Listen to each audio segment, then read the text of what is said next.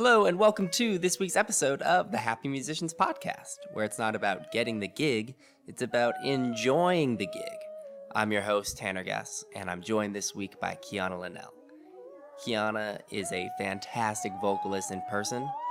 She grew up in the church singing gospel music and then got a degree from LSU in classical voice and learned all about jazz improvisation, and she does the whole gamut of Black American music and the Western thing and combines them into this awesome show that she bundles up with this cool message of self-love and love for your community, and it's all amazing to see. You really need to see her perform. But she has an even cooler story. I think what she's done is just awesome and so cool to share, and she's an amazing example of someone who's put the work in over time, over years, and made something happen. So in 2017, she won the Sarah Vaughan International Vocal Jazz Competition. Pretty big deal.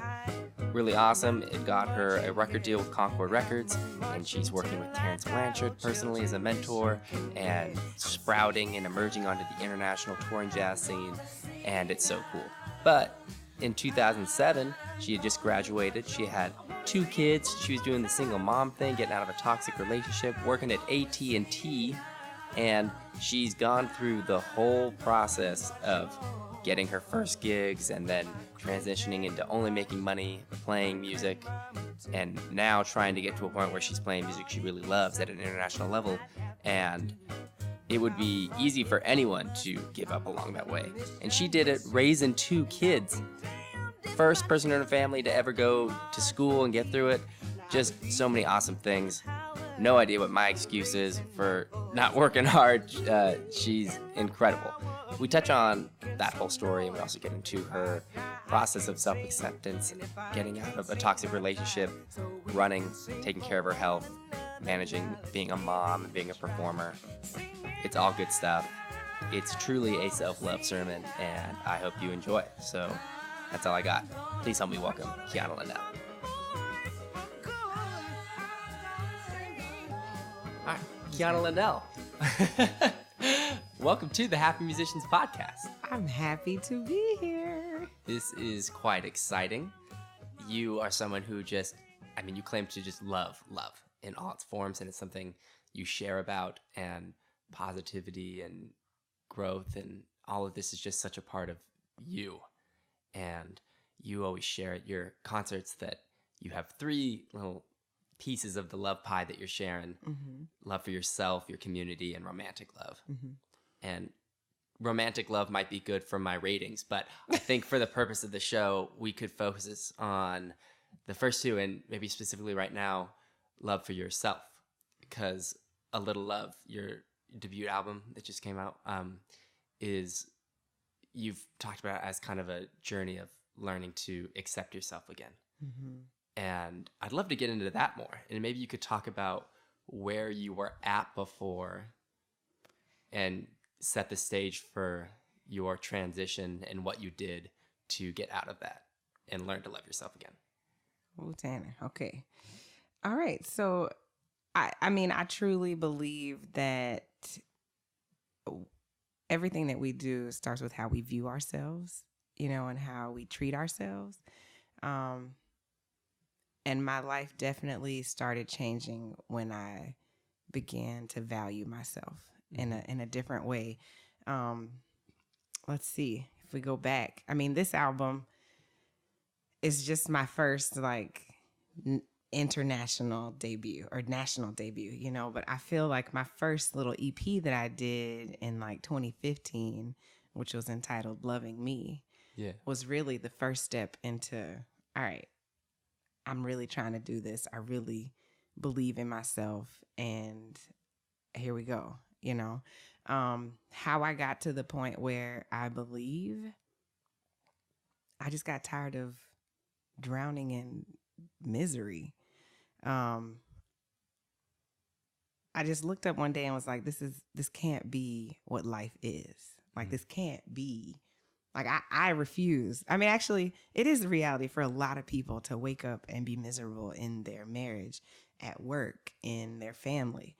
But we don't like we read all these affirmations, we read all these things, you know, especially now. It's like you just Instagram, Facebook is all just little memes and quotes. And you look at these quotes, they're like, you're one decision away from greatness, but you don't really take that literally. And I really began to take every decision that I made, where starting from what I put in my body, literally, like if I want to be the best, I have to treat myself that way in everything that I do. And I realized I wasn't doing that, you know? So, I mean, if I really go back, it started with my health, and it started with me. I mean, I got divorced and I'm a single mom, and one of my first goals was to be able to ride on an amusement ride with my kids, because I was too large. When they were, you know, we'd go to the amusement park and it's like, can't sit with you, baby. Like, hold on, you know? Yeah. So I wanted to do that. I wanted to be a mom. I wanted to be able to experience those things with my children and not have any excuses. So I started with just, okay, I have to dedicate to myself to get up and go to the gym. I have to dedicate that what I put in my mouth, what I put in my body, what I ingest, what I listen to, who I talk to, those are all decisions that I have control over, you know? And a lot of times we just feel like we're passive in life and we just allow things to happen, and we go through the motions of what we feel like we're supposed to do. And we forget we have the power to decide what we are going to do. So I get that's where it all started, was just deciding that I didn't have to play the role of or being, you know, as women especially, we wear so many hats, and we forget that we can't be effective in any of those roles if we don't take care of ourselves first. Yeah. So I feel like it made me a better mom, made me a better band leader, made me a better musician, just really focusing on me being the best that I can be in every situation. Like, just really focusing on me, not denying those other roles, but knowing that if I took that hour a day and went and worked out, it made me feel better about myself. And then I could focus on the other roles that I had to be in. You know what I'm saying? I don't know if I answered your question. Yeah, there's a lot of great stuff there. Well, it was a very broad question, so I was just hoping you'd go somewhere with it. Yeah, like going way back is a lot. Like when I think about that transition of, I mean, and it also just started with believing in myself. And I honestly just really started believing. In the beginning, it was almost like you hear that fake it till you make it. Or if they can do it, I know I can. I know I have to be good enough to do it. And you just go, you put your dress on, you put your shoes on, you learn your tunes, and you just try, you know. And you fail, and you learn, and you adjust, and you go again. In those early days, it was very important that I kept people around me that were honest with me, you know, and would tell me, hey, Quiana, go check out that bridge again. Yeah. Or, you know, you're not really swinging. And that, oh my God, if I could go down that tunnel of you're not really swinging. And it's like, what does that mean? Like, what are you saying? I'm not, like, what does that mean? You know, but having people tell you things like that, and then trying to scratch that itch, you know, just trying to figure it out for yourself. I don't know. Where am I going now? Jeez.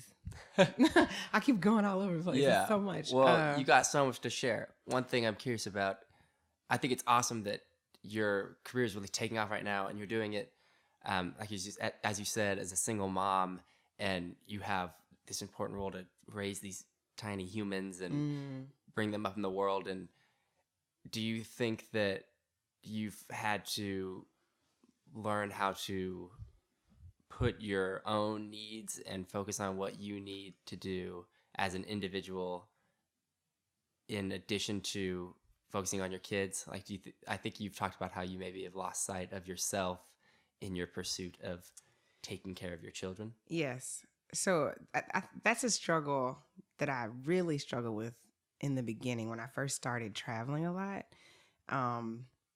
I would sit and be like, I'm leaving my family. Like, I'm leaving my children to go to work. But then I would look at myself and be like, if I don't follow, like if I quit this dream or this goal that I have, if I stop working toward it, how will they look at me then? You know, because I mean, I'm a teacher. I taught in elementary school, and on the bottom of my emails, I had this quote. I can't remember who it's from, but children learn more from what they see than what you tell them. You know, they learn more about what you do than what you say. And I can tell them they can be whoever and do whatever and follow their dreams. But if they're watching me go through this journey and I said, I want to do this, and then I stop because I feel guilty that I missed a soccer game, or I feel guilty that I didn't go to the grocery store before I left, you know, what kind of model am I being for them? So it is a very fine line. That's why when I'm home, I am home. And I'm not really in the street a lot. People are like, we thought you didn't live here anymore. Because when I'm mom, I am mom, like 180%. Because then I have this guilty mom syndrome. Like, let's do this, let's do that, let's do this. Because I know, like, in the next, you know, if I know I have a month, like in February, I'm going to be gone a whole month. And I've been like cramming all this like quality time and experiences in. That's just me probably overcompensating. But that makes a lot of sense when you're wearing a lot of hats. Yeah. You need to focus on the one you're wearing at that time. Yeah. Totally. You know, and it's already, you know, being an artist and being self-employed, I'm never off. I'm always listening to a song. You know, we're driving in the car. They're listening to all the repertoire that I'm working on. And, you know, they take it like champs. So it's just, they just know mom's always working, but they are my number one priority. And I'm trying to provide for them. Like a part of my goals was to also give them a life of traveling and experiences that I never had as a kid, you know? And I'm doing that. And they know, you know, mom might be gone this month, but in the summer, we're going to go somewhere really cool. And we might have to listen to her sing a little bit, but we're going to then like experience this place and have memories that are going to be great. So, you know, I got some really wise words from Desi and Wes Anderson and Desi Anderson. Desi's his wife. And when I first started going out, and she's always asking me, how are those babies? And I'm like, Desi, how do y'all do it? Because, you know, Wes was like gone 30 weeks a year. And she was like, when you come home, they don't go to school sometimes. And she was like, she said, I sat down with my child and I told him, you seen that perfect attendance? You're never going to get that. Because when your daddy comes home, you're going to spend a little extra time with him. So I was like, you know what? That makes perfect sense. Like if they're late one day, if they miss a day because I'm home and I want to take them to go do something, the world's not going to end. You know, that's really going to enlighten their lives in a way like nothing else. So I took that, and that has helped me, you know, not stress about if they're not always on time. If I cook them breakfast when I'm home because I want to spend that extra hour with them, it's okay to do that. Yeah. Yeah. That's really cool. Mm-hmm. Okay. I have two lines of thought that I think will connect in a cool way. Okay. So we're going to see how this plays out. But I'm curious, you started out in church singing, and then you went into school as a classical voice major. And was that a big transition for you? Was that, I'm imagining that kind of took you out of your element a little bit, or you were faced with things that maybe you weren't sure that you could do? Right. Well, growing up I'm just going to be very honest, as an African American in America, we always have two lives. So, and I grew up in Texas. So music education is paramount in Texas. I've had choir, music, semi-voice since I was in kindergarten. Okay, you know, kindergarten through high school. You can pick in high school, you know, but in elementary school, I had shows since I was in kindergarten. So I've always received like a bel canto or, you know, like very standard American choral instruction. Oh, okay. That's awesome. Right. So I've always been to church on Sunday and sang one way, and then got to school Monday through Friday, and the teacher's like, we don't really do what is that you're doing, Quiana? Let's do it this way. I really related to that. I think about the Tina Turner movie when she's like in church and she's like, and the choir director's like, not in here. Like it's a different type of singing, you know, but that's the life I had. So going to college, I had already been code switching, as we call, so it was just, I just didn't have the gospel outlet anymore because I didn't really sing in a church environment. Once I came to LSU, it was strictly classical training. Okay. Yeah. Yeah. Does that make sense? That does make sense. Yeah. Yeah. Well, I was curious because then you've also more recently started running a lot. And you talked about how you're like, I never saw myself as a runner. No. And I think it'd be interesting to hear your story of overcoming that and about how the way that you define yourself has a big impact on your ability to do something. Defining myself. Yeah, running kind of changed my life. I did not have like really good self-esteem or self-image.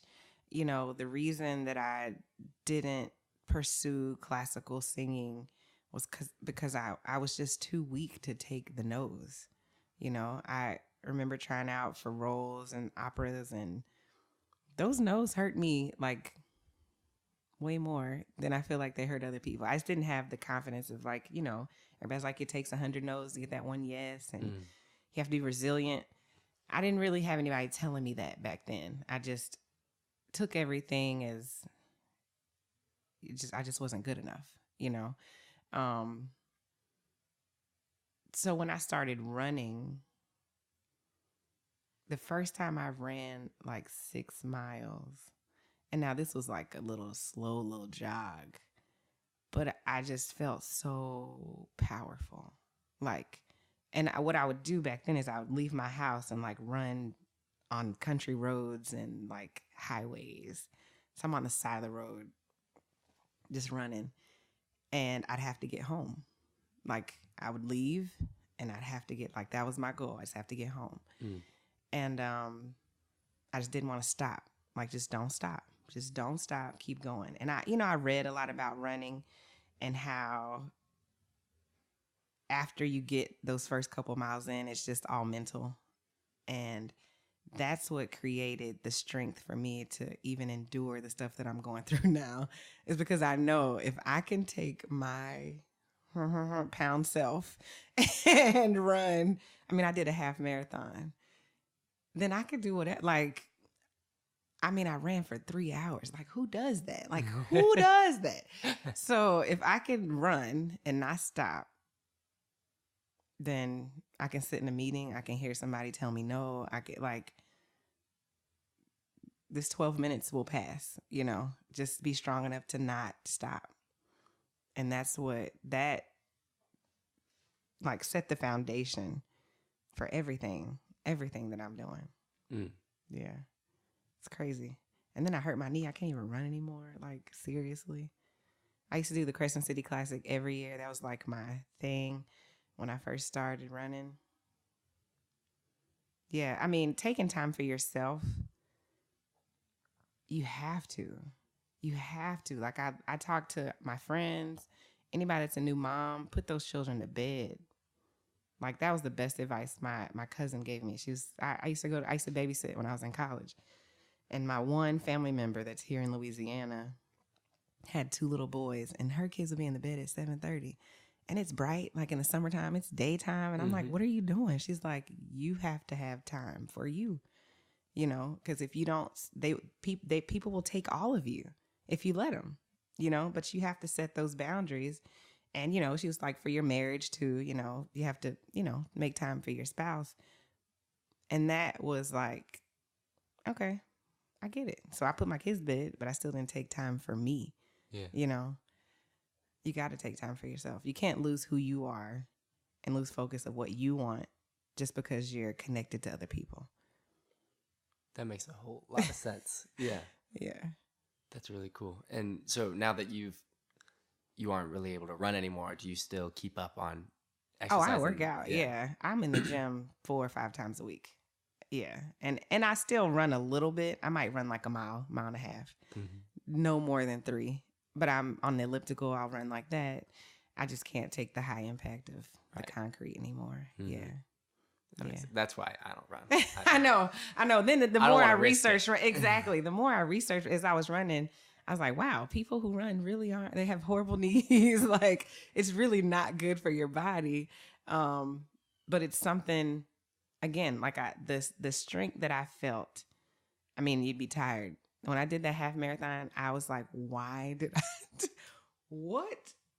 It was something I did, checked it off the list. I don't think I ever need to do it again. So people who do them all the time, I'm just like, whoo, I don't know. I got what I needed out of that thing. Yeah. I got what I needed out of it. I can do it. Now we know. Yeah. That was, my mom has a similar running story. And she's the podcast's biggest fan. So I think she'll be excited to hear. Yeah. That. Yeah. I mean, 6, like a 10K. I think that's enough. Like, why? Unless you're like an Olympic, something like that. But, well, if that drives you, whatever you need to do to feel like you're powerful, do that. But I'm good. I like that. Yeah. Well, yeah, I guess the thing I was curious about was if your experience going through running these long races and this idea that it's a marathon, it's something you have to work towards and get over. And then you're like going through school, and you were a first generation college graduate. Mm-hmm. And to me, school totally felt like a marathon in the sense of like, it's this long haul and it's stressful and a long thing to go through. And I'm definitely curious about your experience going through school and what it was like. Cause if I remember, like, you had kids at the time or not yet? No, I didn't. I didn't have any kids when I was in school. I got pregnant my senior year. Okay. So going into school for me, I had no reference. Mm-hmm. I didn't have any like idea of what to expect. And then to go to school and study an art is a totally different experience. You're expected to have this certain level of skill before you come in. Studying music is unlike any other degree. If you go to study to be a doctor, they don't expect you to know anatomy. They're going to teach you everything you need to know about being a doctor. Versus as a musician, you're supposed to know a lot of theory, supposed to have a pretty good handle on piano before you come, your ear training, all that should be at a pretty good level before you even get to college. So there were some places where I wasn't as strong as I needed to be, and I didn't know. So coming to school was a brick wall. I needed remedial things, honest. If I'm really honest, I needed remedial theory. I needed more time in piano. And but in addition to that, I had this self-imposed pressure of I'm supposed to finish in 4 years and I can't change my major. Like I have to stay in this one thing. Cause if you change as I went through and I saw people change their major and like, oh, I have to go an extra year or an extra 2 years. And all I knew was that I was on a scholarship. I didn't know that they could extend the scholarship. I thought that it was just like you get 4 years and you got to finish. Like I knew I couldn't afford to be at this school on my own. Like I had all these false ideas that I didn't know had caveats for change, So a lot of the decisions that I made were made out of ignorance, and I mean, I'm glad I am they made me who I am, but, there was a lot of pressure I put on myself to finish in 4 years. And then I just felt behind all the time. Struggled. And then even as a music, I think I had maybe 18 hours, but like 7 classes. Because you'll have 1 hour diction, 1 hour voice. You have like 4 classes that are 1 hour a piece, but meet 3 times a week. Yeah. Like that's the music major life. Exactly. And nobody, nobody tells you that. Nobody tells you how to work around that. Like, to be, like I said, the first generation, and then to be in a discipline such as voice, and then to be, I connected myself to a partner that was pretty toxic. So it was tumultuous. Sounds like it was tumultuous, definitely. And trying to find out who I am and what. That's really probably where the suppression of myself began. Like, I'm just trying to fit into this idea I have of what somebody that goes to college does, and not really listening to what I really wanted to be or wanted to find out. Like, I feel like college and studying, now that I'm a teacher of college students in an art discipline, it's really about just discovering your strengths, that relationship with your voice teacher, your primary instructor. They're just like a mentor that's helping you dust off your gems, and I wish I would have thought about it that way, because honestly, when I thought about this a couple months ago, when I think about, I was on a full ride to LSU. And then I didn't even know I was on an academic scholarship until like my junior year. I thought I was on like auditioned in voice, but I was on an academic scholarship. I didn't even know that, right? Yeah. It was just crazy. They would have extended me forever, honestly, because I made good grades. Well, I made good grades, but the fact that they offered me, now that I'm in the college world and I know how hard it is to receive a full ride based on an audition, they believed in me more than I believed in myself. They saw something in me, the teachers and the staff and the music department, that I didn't even have the faith in myself to know that that's what they had done by extending me that scholarship, that they thought that I would be where I am today. You know what I'm saying? That just hit me a couple of semesters ago as I was sitting in auditions, and we have, we're always in meetings about who can we offer a scholarship to, and I was like, wow, I had they believed in me. Like, if only I had known that. If somebody would have pulled me aside and said, girl, get yourself together, you got this, I could have been like probably a classical like powerhouse, which I honestly see coming back. Every time that I'm in a concert hall, I just want to like sing no mic. Yeah. I just want to just do some aria. I'm always doing warm-ups and melismas and things.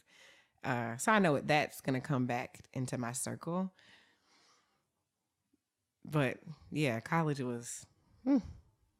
Yeah, that's cool. Well, I think it's a good kind of PSA to all students out there that no one goes to the counseling and student like resource offices enough. No, they don't. Like, it's free services. Yeah. And you should go at least like once a semester to go like make sure you're doing everything right and find out about that. Like, know how your scholarship works. Yeah. Totally. Know if you could extend your time if you need to. Right. Ask the questions. Yeah. Like, it's not hard to get information. Is the best thing to have, Don't make assumptions about, based on what you watched on TV. Like, that's all the reference I had on college life was about, just, a different world. Or like any TV show that I've seen with people in college. I had no idea. Yeah. Well, and it seems like things change every year. Yes. Everything shifts around all the time. So you might be working on outdated information. And I think it's worth it just to go for the peace of mind of knowing that you don't have to think about that anymore. Right. Which I'm big on cutting out as many things to worry about as possible. Any anxiety I can relieve, let's go ahead and just get that out the way. Yeah, for sure. Well, okay, I think your career is really awesome and it's starting to take off right now. And I think it's a great story to share because the prevailing myth or idea of making it in music right now, which I think has been exacerbated by social media and stuff, is that it's this thing that happens really quickly, you know, and everyone's kind of looking for a meteoric rise. And you were out of school for like a decade putting the work in or so. You know, hey. All right. My bad. Let's not use numbers. A while. I had been out of school for a while. Yeah. I was a mature adult. Okay. My bad. I'm kidding. But like you took your time and put the work in, and now things are really starting to snowball and turn into something really fantastic, and it's so cool to see. And I think that's really important because, I don't know, it seems like a lot of the stories you hear about a lot of our icons, there weren't as many musicians, or at least it doesn't seem like that back then, who could really play, and they would just get picked up by a big name and hit the road kind of out of nowhere, at least to hear a lot of the icons tell it. And now there's so many music students in school who are learning the vocabulary, and a lot of people, and you kind of have to stick it out and put the work in for a long time before you start to see fruition. And that's definitely something that you've done, and I think that would be great to reinforce. I kind of think, I tell my students all the time, it takes 10 years, like 10 years of really working, not just doing something, not I've been playing guitar for 10 years, but 10 years of diligently pursuing the goal, doing all the little pieces that are required to get to that end location. There's not even an end, there's no end, but get to the place where you want to be, you know? So I don't think even the people that we think are overnight success, they're not. Like if you scratch it, you know, Bruno Mars was singing since he was like 4. Yeah. And then he made it when he was 15, 14. You know what I'm saying? So Beyonce, they had been playing since they were like really performing at 7, you know, and then they made it when they were 16. So it's not, I don't think it's ever this like, ooh. But the part of somebody picking them up, like when I decided this is what I wanted to do, the whole international touring artist, I read, I researched, I looked at people around me because I was playing with a Zydeco cover band, wedding bands, things like that. And I started looking at the people who were touring, and I would always ask questions. I'm always the person that wants to hear the stories. I want to hear, how did this all start for you? Because everything that we want to do, somebody else has done. So if I can learn something from how you got there to keep me from either making some mistakes or put me on a path to getting to where I want to go, I'm ready for the information. So the common thread that I started hearing was, you know, as a young musician, especially in jazz, usually an older musician is going to give you your first shot or going to put you on a platform to showcase your talent, you know? So it became clear to me that somebody that was established was going to have to give me a shot. But in order for that person that's established to give you a shot, you got to be worthy. You know, you have to prove that you've been studying and working, and that you aren't going to diminish their level of performance, but you're going to add something to it. So that was my goal, was to have somebody pick me up. Yeah. And I was strategically going after people. Like, I'm going to be honest.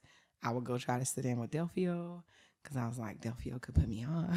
You know, and I think everybody is like kind of thirsty. Like, we're like, okay, who can I go play with?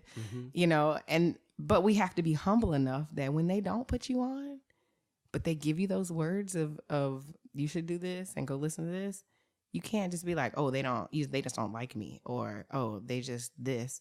No, really listen to that. Take it with a grain of salt. Keep shedding, keep developing your thing. But, you know, the wisdom is listening with the discernment of, you know, find some qualities, because every messenger doesn't deliver the message how we want to hear it. Yeah. Right? Okay. But it's still a message that you need to hear. So you have to like take your ego out, because my feelings were hurt several times. I was like, wait. But, you know, I think I'm grateful that I'm hungry, and no is not an option. Like, okay, maybe I'm not the fit for you, let me try somebody else. But I would still listen to your words, you know, and I still go back and try to see if I can accomplish those things that you want. And then a part of maturity is also learning different band leaders want different things, you know? And if you don't do the homework, it's just like when you go try to sit in, you know, people just want to go up and call their favorite song. But does your song fit into that person's set? Have you ever heard that person play that song before? You know what I'm saying? Yeah. Have they just played a ballad? Did you come up and ask to do another ballad and they just played a ballad? You know, have they played like your tempo? All those choices, all those things determine whether that person is going to enjoy what you do, like what you know what I'm saying? Like all of that plays a part. So you have to do that homework. Go learn one of their songs. Go to their show and listen to the stuff that they do several times before you even try to sit in. So that you know, I know I can do the type of stuff that they like to do on their set. Because at the end of the day, it's their show. It's an expression of their artistry. So if you want to fit into that or be a part of it, respect that, you know? That's very good advice. And I wish I had heard that when I first came, but instead I heard a lot of like, oh, you can go sit in anywhere. Just show up. Like everyone's super into it.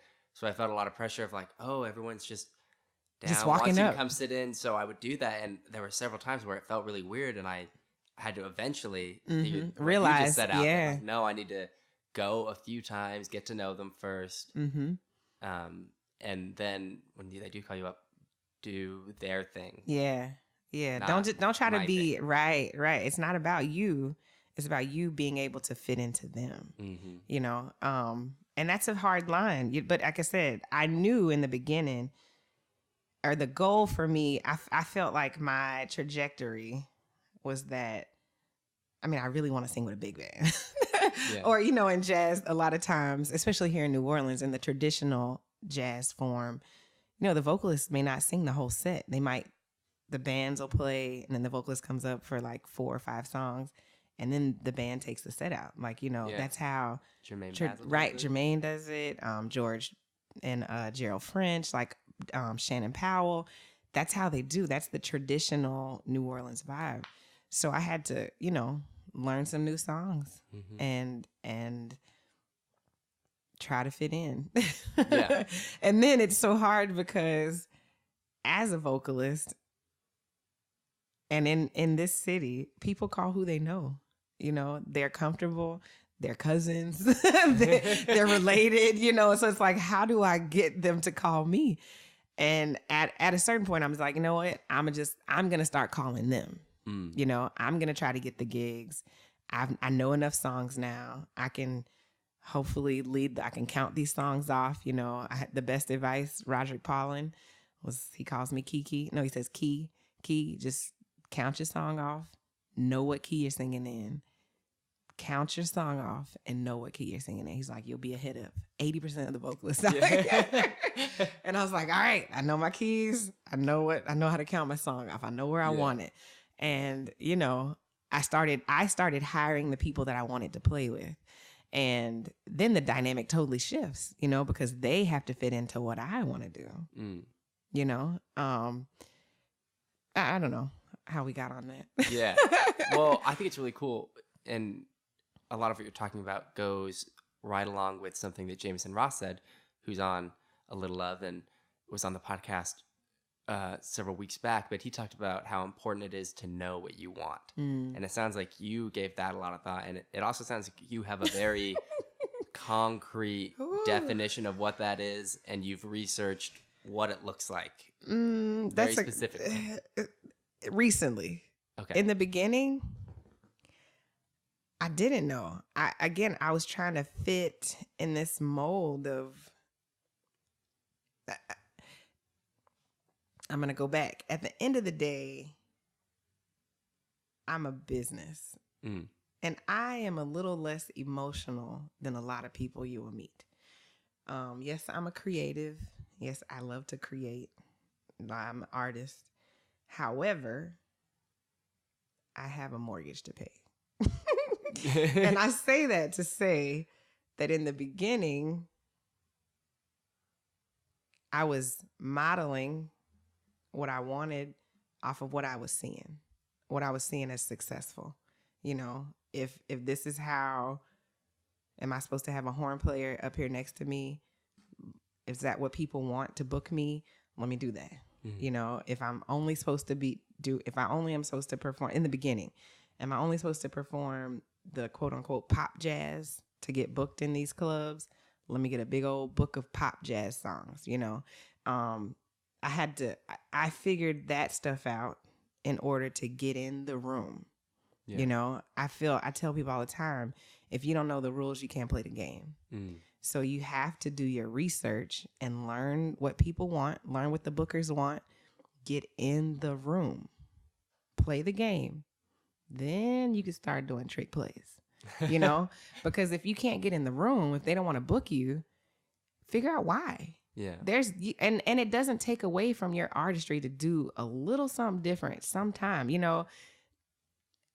There's levels, and there are clear like plateaus that you are climb up and you get on it, and you climb up another one, you get on it, but you have to know where the little hooks are. You know what I'm saying? Like, you can't just blindly be jumping at something and not know how to get there. So sometimes you got to play a little volley, like, oh, I'm gonna just play with you a little bit, you know, I'm gonna let the game go on, and then I'm gonna take that point, you know what I'm saying? Like, you gotta bait them in so that you can get where you want to go. So in the beginning, I was playing the game, you know, nothing but top 40 jazz, you know, rhythm section, horn player, and not that I didn't enjoy that. I fully found enjoy. I find a way to be creative in all that space. That's why I really love jazz. But no, I didn't know what I really wanted.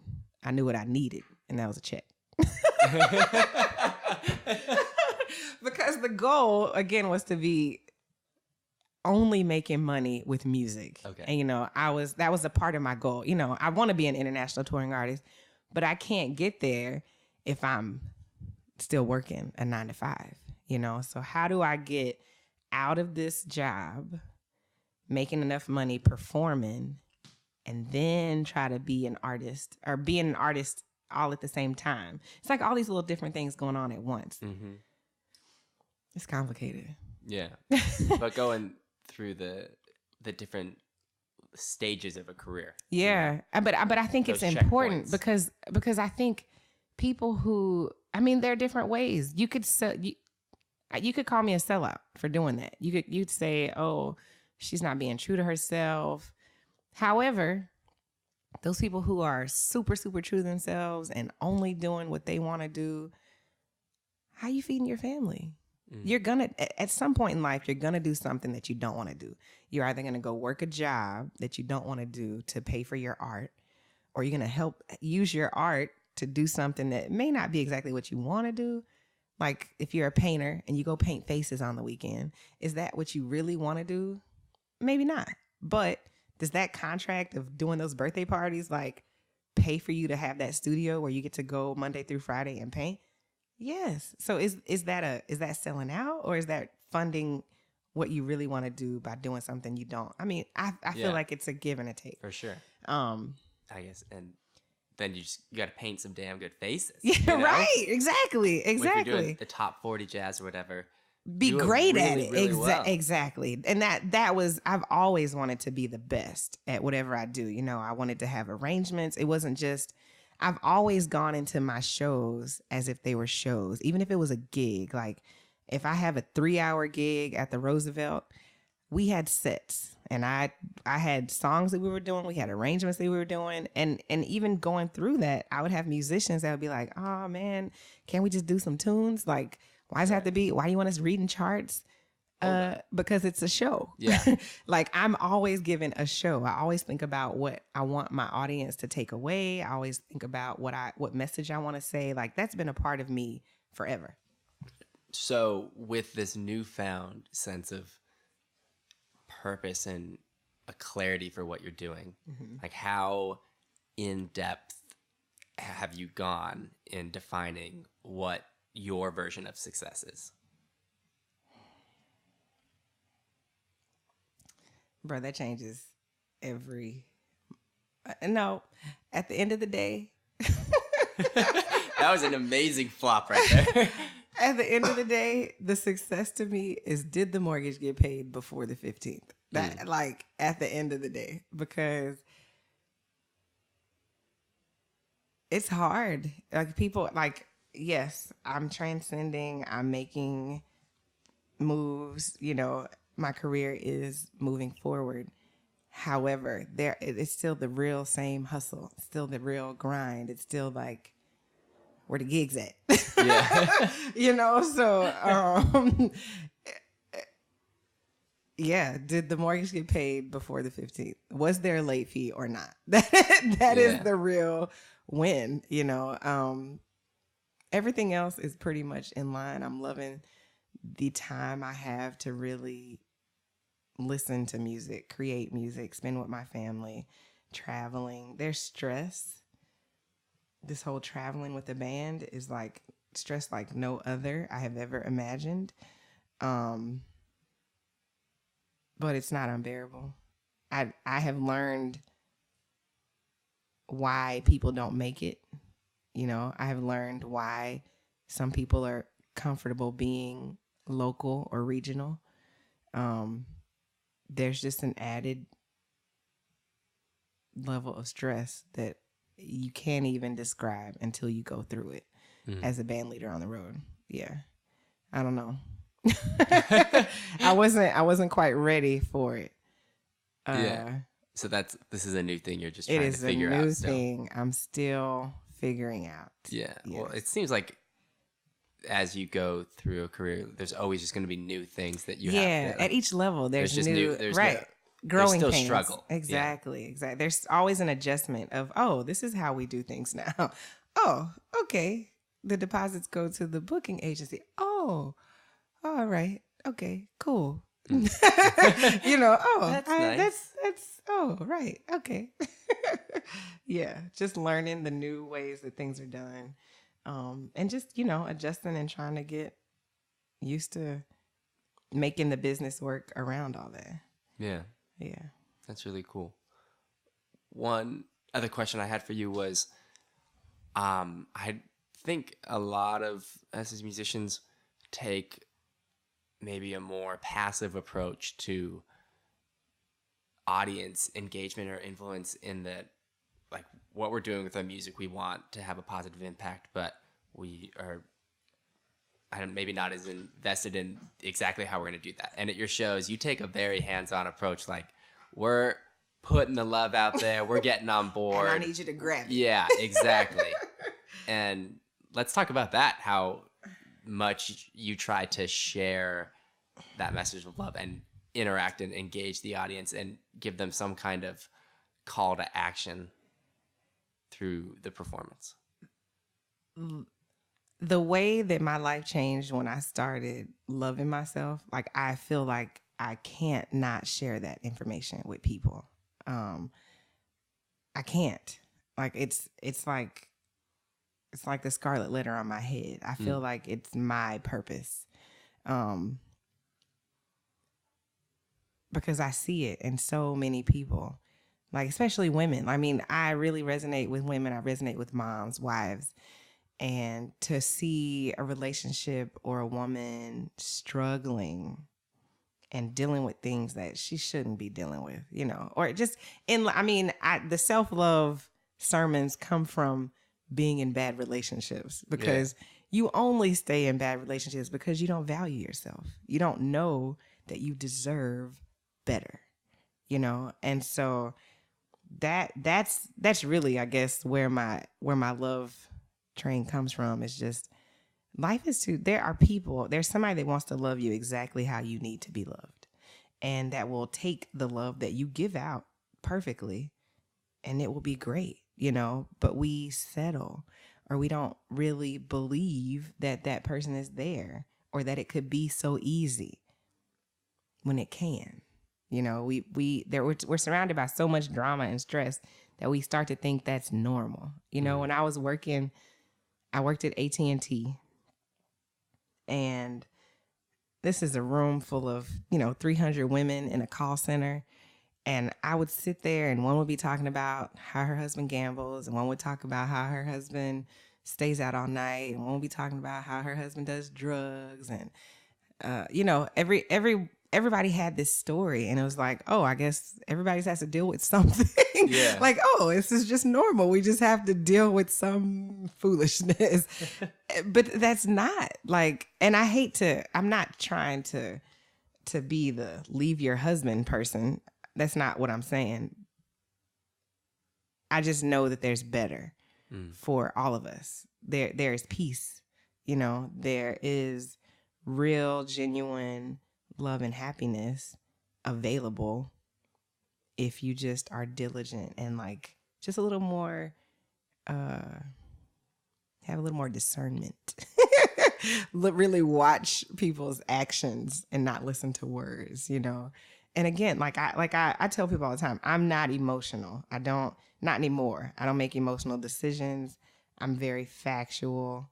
I see things for what they are. I really pay attention to people's actions.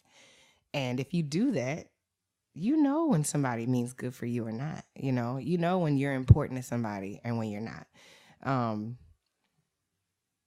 So I guess my self-love is just kind of selfishly trying to lead people to good romantic love. Yeah. Because I say this all the time. I think that's our nature. We want to show people love and we want to get some, and you don't want to give it to the wrong person because you're not going to get what you give to them back if you're giving it to somebody that doesn't value it. So you have to know what you have is the shit, Yeah. Like you got to know I'm giving out good love here. And if you don't see that, maybe you shouldn't be getting it, But again, that starts with me knowing that this is good. Yeah. I don't know. It's kind of connected. It's all connected. It's all connected. That's awesome. Yeah. It's all connected. I love it. Yeah. Well, I think that's all the questions I have. So if you don't have anything else you're biting to share, we can move on to these coda questions. I don't know. Do I have anything else? I don't think so. I think I said a lot. That is a lot. Okay, so coda question round, 5 short answer questions for every guest on the show before we take the coda and get out. And the first one is, what is your go-to feel-good album? All right, so if I'm thinking about young Quiana, it is The Miseducation of Lauryn Hill. All day, any day. Grew up with that.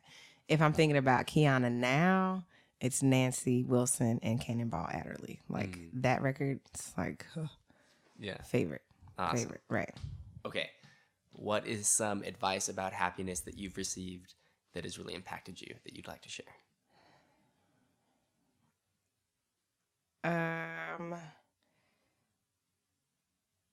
It all sounds so cliche, but it's so true. I sat and I talked with Nona Hendrix, who is one of the original members of LaBelle. My first international show was with her and Terrence over in Poland. And I always ask people, if you could tell your 30-year-old self something, what would you say? And she said, just don't worry about it. Just keep going. It's all going to be okay. Don't stress about it. Whatever you can do is all you can do. And it's going to work out, and that is the truth. The older you get, you realize some things aren't for you and they may not be for you for a good reason. So if it works out, it works out. If it doesn't, not saying not to put your full energy and diligence into what you're doing, but not to get so caught up around things that you don't get or are passed on. And you feel you know what I'm saying? Those no's that I got, I wasn't ready. It would be worse to be put in a situation you're not ready for and fail than to get a situation that you're going to win in. You know what I'm saying? Yeah. So, she was just don't worry about it. Keep doing you. Awesome. Yeah, that's great. On the flip side, what's a personal message or line of inspiration you'd like to share with young musicians out there just getting started?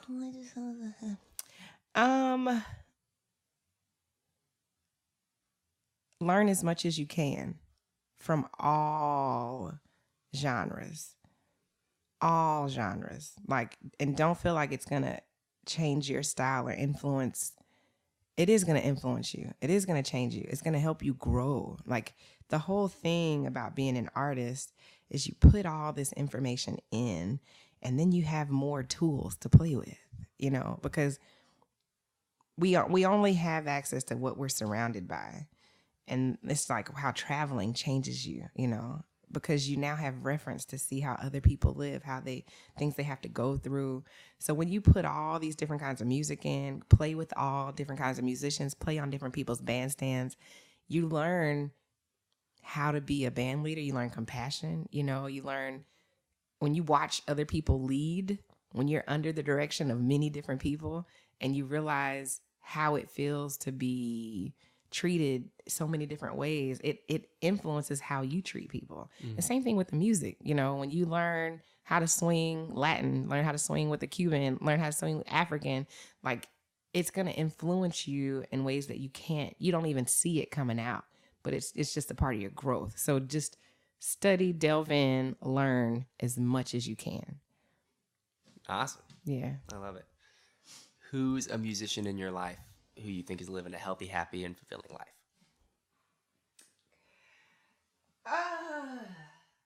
It's so hard because, you know, we only see what people show us. And people can say that about me, and I'm at home like, I just want to be loved. I'm just kidding. I have a few. So Marquise Hill, trumpet player out of New York. I think he's great. He's always running. He inspires me. Jameson. Yeah. Let me think. Camille Thurman. I think she's great. Let me think. I mean, Terrence.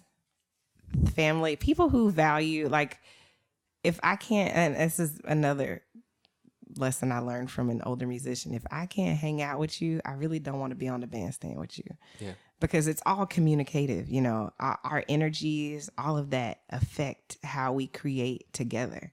So people who are cool, down to earth, not pretentious, like that's who I love. That's why I really love most jazz musicians are really like cool, you know, and like other genres, they're more, you know, snooty. But in jazz, it's very seldom that I meet somebody. Dee Dee Bridgewater, China Moses, they're all phenomenal. Just good people, like willing to help you. Diane, I can email and they will send me answers, referrals, like we're sisters or like we're family, you know? Yeah. So, yeah, I don't know. I may have given you too many names. That's more than enough. That's great. And the last one is, what do you think your purpose as a musician is? My purpose is to bring people closer to shining their light, I think.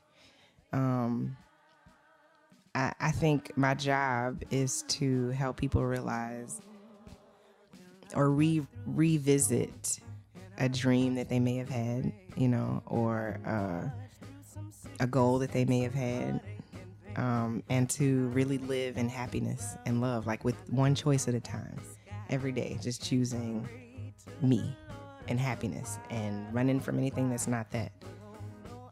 Yeah. Awesome. Well, cool. Before we're done, you can plug anything about yourself to the listeners. You can tell them about anywhere you want to send them online, your social media accounts, shows you got coming up, whatever you want to tell them. All right. So you can get me anywhere online at Quiana Lynell. The website is QuianaLynell.com. Instagram, Facebook, Twitter, TikTok, Snapchat. Those are all at Quiana Lynell. And that's with a Q. It's with a Q. It's a little complicated. I have shows coming up. I'm going on a European tour in February. We'll be in Switzerland, Germany, Canary Islands, Toronto. That's not in Europe, but I'll be in Toronto. I'm playing at Disney Hall in April in LA. Please check me out. And I'm working on new music, so stay tuned. Awesome. Quiana Lynell, thank you so much for being here. Thank you so much. This is indeed a happy place. Well, thanks. All right, that does it for this week's episode of the Happy Musicians Podcast. Our featured track is from Quiana's debut album, A Little Love. The track is Sing Out, March On, a song written by Joshua Campbell, and it has 4 generations of Quiana family singing on it in the choir. Pretty cool. You can find links to it and everything else that we talk about in the show at our website, thehappymusicians.com. We also have breakdowns of every episode with highlights of the actionable advice that the guests share, as well as their code question responses and other cool stuff. Check it out. You can also find us on social media at The Happy Musicians. And we want to encourage you to help the show if you're enjoying it. There's so many ways you can do it, and they're free and take almost no time. You can hit that subscribe button. You can leave a rating or a review. You can tell your friends about it, and you can use our social media hashtag #HappyMusician about your posts. Show people that you're proud of what you're doing, you're excited to be living this career, and remind yourself that that's what it's all about. That's all I got for you. I hope you'll join us again next week.